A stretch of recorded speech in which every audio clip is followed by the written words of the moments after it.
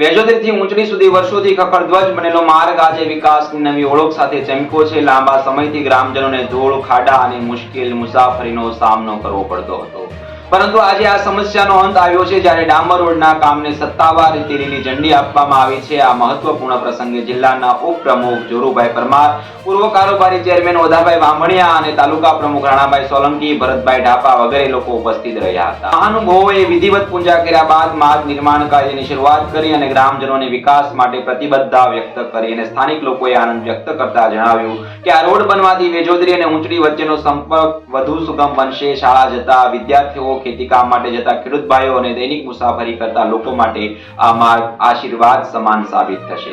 ખાસ કરીને વરસાદી મોસમ દરમિયાન ઊભી થતી મુશ્કેલીઓથી હવે રાહત મળશે. પ્રસંગ દરમિયાન આગેવાનોએ જણાવ્યું કે ગ્રામના વિકાસ માટે માર્ગ, પાણી અને લાઇટ જેવી મૂળભૂત સુવિધાઓ પ્રાથમિકતા છે. આવનારા સમયમાં પણ વિસ્તારના વિકાસ માટે સતત પ્રયત્ન ચાલુ રહેશે તેવી ખાતરી આપવામાં આવી હતી. વેજોદરી ઊંચડી સુધીના ડામર રોડ હવે માત્ર રસ્તો નહીં પરંતુ ગ્રામજનોના વિશ્વાસ અને વિકાસનું પ્રતીક બની રહ્યો છે. નમસ્કાર.